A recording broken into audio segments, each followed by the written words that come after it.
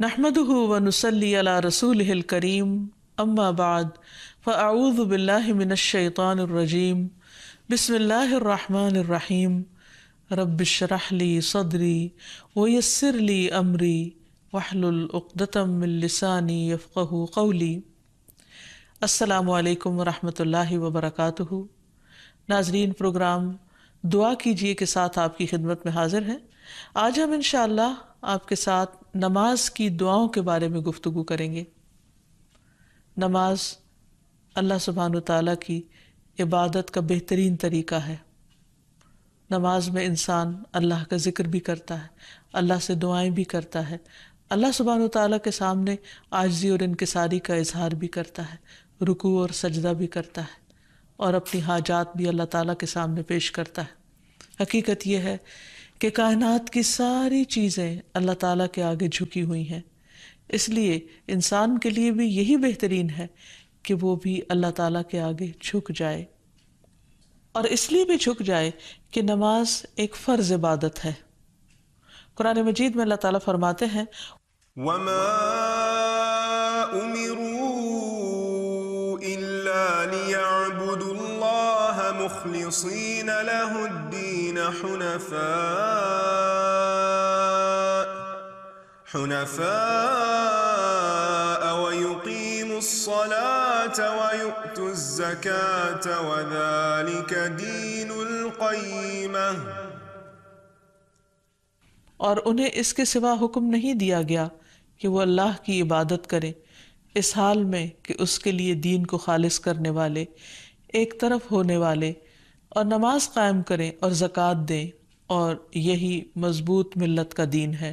یعنی اصل دین یہی ہے کہ انسان کے اندر اخلاص ہو، انسان اپنے دل کو اللہ تعالیٰ کی طرف راغب کرے، اپنے باقی اعضاء کو نماز کی صورت میں اور اپنے مال کو یعنی بدنی اور مالی عبادات اللہ سبحانہ وتعالیٰ ہی کے لیے خالص کر لے۔ پھر اسلام کا دوسرا بڑا رکن ہے نماز۔ اسلام کی بنیاد 5 چیزوں پر ہے، جن میں سب سے پہلے توحید ہے، اور پھر دوسرا ذکر نماز کا آتا ہے۔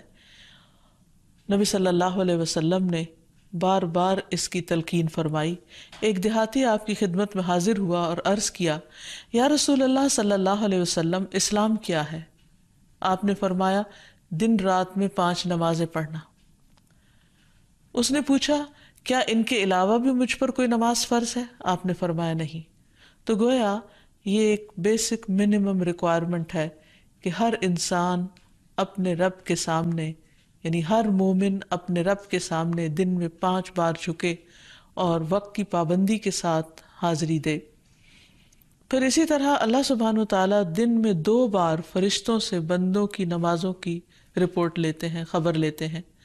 رسول اللہ صلی اللہ علیہ وسلم نے فرمایا، تمہارے پاس دن اور رات میں فرشتے باری باری آتے ہیں، اور وہ نماز فجر اور نماز عصر میں جمع ہوتے ہیں۔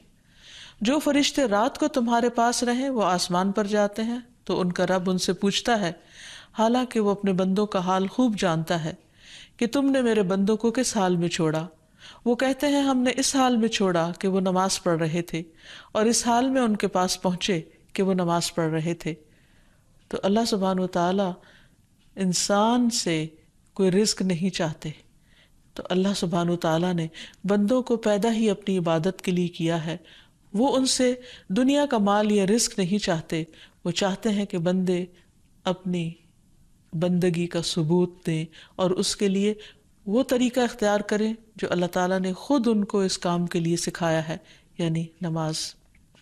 پھر اس کے علاوہ یہ بات بھی یاد رہے کہ نماز صرف ایک فریضہ ہی نہیں، یا نماز صرف اللہ سبحانہ وتعالیٰ کا حکم ماننا ہی نہیں، بلکہ نماز انسان کے گناہوں کی آگ کو بجھانے کا کام بھی دیتی ہے، یعنی خود انسان کے لیے پیوریفیکیشن اور تزکیہ کا کام کرتی ہے اور اس کو برے انجام سے بچاتی ہے۔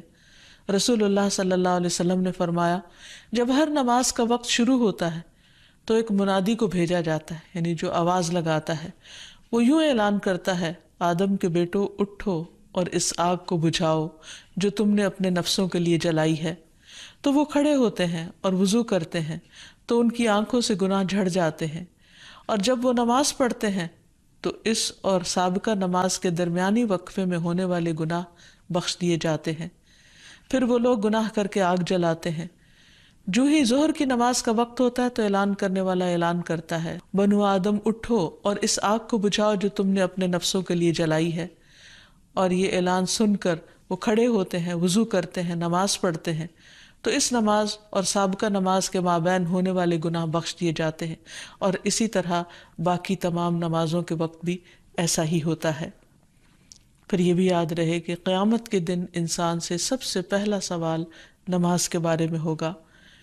حدیث میں آتا ہے کہ اللہ تعالیٰ فرشتوں سے فرمائے گا، حالانکہ وہ خود ہی خوب جاننے والا ہے، کہ میرے بندے کی نماز دیکھو کہ کیا اس نے اس کو پورا کیا ہے یا اس میں کوئی کمی ہے۔ چنانچہ اگر وہ کامل ہوئی تو پوری کی پوری لکھ دی جائے گی، اور اگر اس میں کوئی کمی ہوگی تو اللہ تعالیٰ فرمائے گا دیکھو کیا میرے بندے کی کچھ نوافل بھی ہیں، یعنی فرض کی کمی نوافل سے پوری کی جائے گی۔ اگر نفل ہوں گے تو اللہ تعالیٰ فرمائے گا میرے بندے کے فرضوں کو اس کے نفلوں سے پورا کر دو۔ پھر اسی انداز سے دیگر اعمال لیے جائیں گے۔ پھر اسی طرح یہ ہے کہ باقی اعمال کی درستگی کا انحصار بھی نماز کی درستگی پر ہے، کیونکہ نماز میں انسان دراصل اللہ سبحانہ وتعالیٰ کے حضور حاضر ہوتا ہے اور اس بات کا وعدہ کرتا ہے کہ ایاک نعبد، صرف تیری ہی ہم عبادت کرتے ہیں۔ اور پھر اگر نماز کے بعد یعنی سلام پھیرنے کے بعد وہ اللہ تعالیٰ کی باتیں ماننے سے انکار کرتا ہے یا اللہ تعالیٰ کی نافرمانی کرتا ہے تو پھر ایک طرح سے وعدہ خلافی کرتا ہے، اور پھر تھوڑی دیر کے بعد دوبارہ وقت ہو جاتا ہے تو دوبارہ اللہ تعالیٰ کے پاس جاتے ہوئے پھر وہ شرماتا ہے، گھبراتا ہے، اور جب وہ کہتا ہے ایاک نعبد و ایاک نستعین تو گویا اللہ تعالیٰ کو راضی کرتا ہے، لیکن پھر وہ بھول جاتا ہے اور پھر دوبارہ۔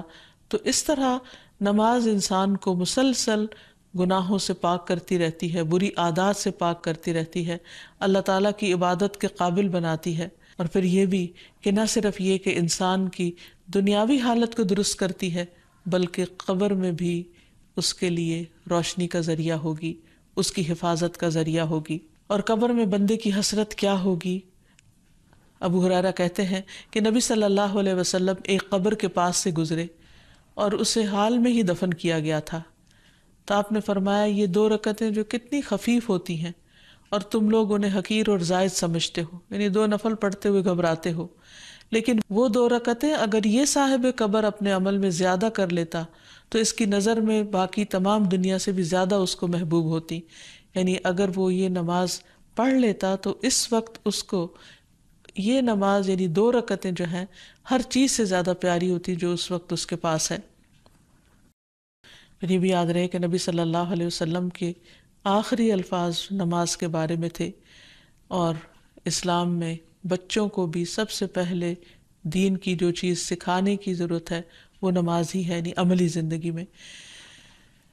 چونکہ اس نماز کے بہت سارے فائدے ہیں اس لیے انسان کو نماز شوق کے ساتھ پڑھنی چاہیے اور اس کو اپنے اوپر بوجھ نہیں سمجھنا چاہیے۔ نماز اللہ سبحانہ وتعالیٰ کی رحمت کا ذریعہ ہے۔ اللہ تعالیٰ فرماتے ہیں وَأَقِيمُوا الصَّلَاةَ وَآتُوا الزَّكَاةَ وَأَطِيعُوا الرَّسُولَ لَعَلَّكُمْ تُرْحَمُونَ، نماز قائم کرو، زکوٰۃ ادا کرو، رسول کی اطاعت کرو تاکہ تم پر رحم کیا جائے۔ نبی صلی اللہ علیہ وسلم نے فرمایا جب تم میں سے کوئی شخص نماز کے لیے کھڑا ہوتا ہے تو اللہ تعالیٰ کی رحمت اس کی طرف متوجہ ہوتی، یعنی وہ رحمت کا مستحق ہو جاتا ہے، اور ایسے بندے سے اللہ سبحانہ وتعالیٰ خوش ہوتے ہیں، کیونکہ ایسے لوگ اللہ تعالیٰ کو راضی کرنے کے لیے دوڑ دھوپ کر رہے ہوتے ہیں۔ فرمایا جو مسلمان مرد نماز اور ذکر کے لیے مسجدوں میں پابندی سے حاضر ہوتا ہے اللہ تعالیٰ اس سے ایسا خوش ہوتے ہیں جس طرح مسافر کے گھر والے اس کے گھر واپس آنے پر خوش ہوتے ہیں۔ یعنی ایک شخص لمبے طویل سفر کے بعد جب گھر لوٹتا ہے تو گھر والوں کی خوشی کا ٹھکانہ نہیں ہوتا، تو اسی طرح جب ایک بندہ اپنے دنیا کے کام کاج چھوڑ کر مسجد میں حاضری دیتا ہے تو اللہ سبحانہ وتعالیٰ بھی اس سے اسی طرح خوش ہوتے ہیں۔ پھر اسی طرح خصوصی طور پر جو شخص فجر کی نماز پڑھتا ہے وہ اللہ کے ذمے میں آ جاتا ہے، اللہ تعالیٰ کی پناہ میں آ جاتا ہے۔ رسول اللہ صلی اللہ علیہ وسلم نے فرمایا جس نے صبح کی نماز پڑھی وہ شام تک اللہ کے ذمے میں ہے۔ پھر اسی طرح ایسا شخص فرشتوں کی دعائیں پاتا ہے۔ رسول اللہ صلی اللہ علیہ وسلم نے فرمایا جب کوئی شخص نماز کے بعد اپنی جائے نماز پر بیٹھا رہتا ہے تو فرشتے اس پر صلات پڑھتے رہتے ہیں اور فرشتوں کی صلات کیا ہے، اللہم اغفر لہ، اللہم ارحمہ، اے اللہ تو اس